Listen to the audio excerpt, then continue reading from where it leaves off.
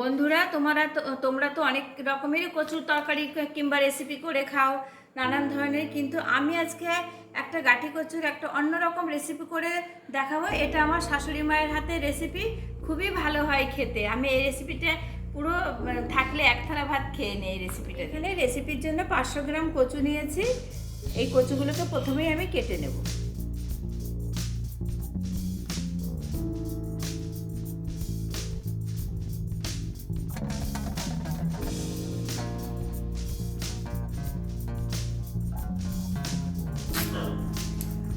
এইভাবে কচুগুলোকে আমি কেটে নেব। এইভাবে সমস্ত কচুগুলোকে কেটে আমি ভালো করে ধুয়ে সেদ্ধ করে নেব। সেদ্ধ করে নিয়ে তোমাদের আমি দেখাচ্ছি রেসিপি। কচুগুলো কেটে আমি খুব ভালো করে ধুয়ে নিয়েছি। এবার আমি প্রেসারে একটা সিটি দিয়ে দেব। জল দিয়ে দিয়েছি।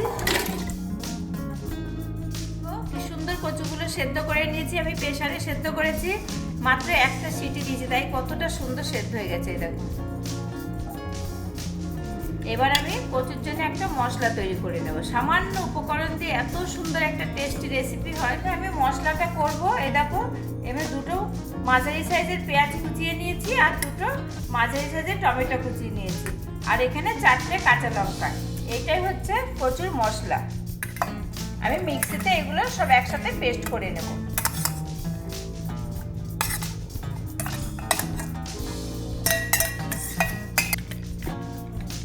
মশলাটা খুব ভালো করে মিক্সিতে এইভাবে পেস্ট করে নিয়েছি। প্যানে আমি সর্ষের তেল দিয়ে দিচ্ছি। দিলাম একটা শুকনো লঙ্কা ফোড়ন, দিয়ে দিচ্ছি 1/2 চামচ মেথি ফোড়নে।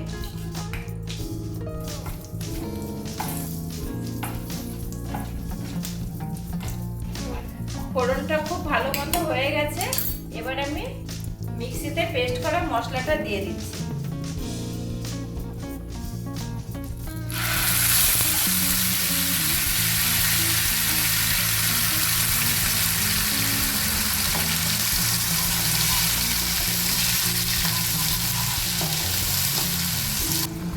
এবার দিচ্ছি লবণ, হলুদ গুঁড়ো, সামান্য একটু লাল লঙ্কার গুঁড়ো, যেহেতু কাঁচা লঙ্কা দেওয়া আছে অল্প দেব। মশলাটা খুব ভালো করে কষিয়ে নেব।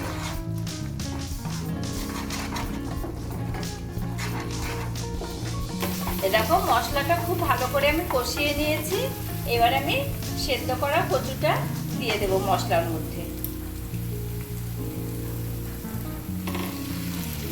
খুবই একটা ভালো রেসিপি। তোমরা তো গাঠি কচু দিয়ে অনেক রকম রেসিপি খাও, কিন্তু এই রেসিপিটা তোমরা একবার হলেও বাড়িতে করে দেখবে কতটা ভালো লাগে খেতে। কচুর সাথে মশলাটা খুব ভালো করে মিশিয়ে নিয়েছি। আমি এবার গ্যাসটা কমিয়ে কিছুক্ষণ ঢেকে দেব। ঢাকাটা আমি তুলে নিচ্ছি।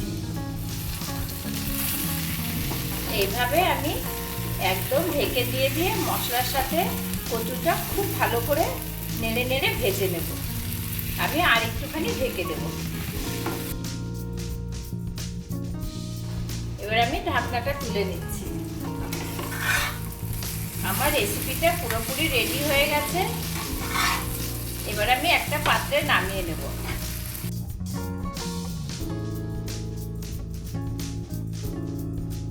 ধরনের কচুর রেসিপি তোমরা যদি না করে থাকো, এখন কচুর সময়, তোমরা কিন্তু একবার হলেও এই রেসিপিটা বাড়িতে করবে।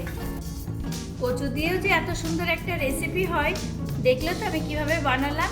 তোমরা কিন্তু কচুর রেসিপিটা এইভাবে বাড়িতে অবশ্যই বানাবে। সমস্ত কিছুর সাথেই খেতে খুব ভালো লাগে। রুটি, লুচি, পরোটা, ভাত, মানে যা কিছু দেবে তার সাথে এই রেসিপিটা দুর্দান্ত লাগে।